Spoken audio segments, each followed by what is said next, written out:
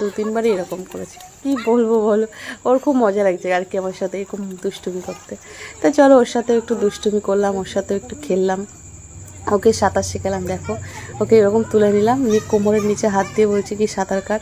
ওকে সাঁতার কাটতে বলছো, কিছুতেই সাঁতার কাটবে না। কি জ্বালা তোর, এদিকে আবার বলবে আমি সাঁতার শিখবো, আমি যাবো, আবার এদিকে সাঁতার কাটবে না, যাতে সাঁতার কাটছে। দেখো আমি কী করেছি বলো তো, ওর ওর পেটের নিচে আমার নিজের হাঁটুটা রেখে দিয়েছি, দিয়ে আমি 2 হাত ছেড়ে দিচ্ছি, দিয়ে বলছি কি সাঁতার কাট।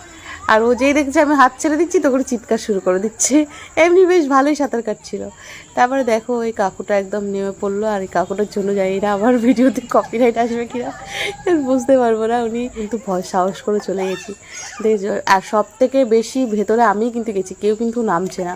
আমি কিন্তু নেমে ওখানে গিয়ে স্নান করেছি, পুজো করেছি। তাই সবাই কিন্তু কোমর পর্যন্ত জলে গিয়ে স্নান করছে, আর আমি কিন্তু গিয়ে বুক পর্যন্ত জলে গেছি। আমাকে দেখে এই যে ইনি গেল, গিয়ে ঝপঝপ করে স্নান করলো, করে উঠে দৌড় মেরেছে। আমি দেখো আস্তে আস্তে করে উঠে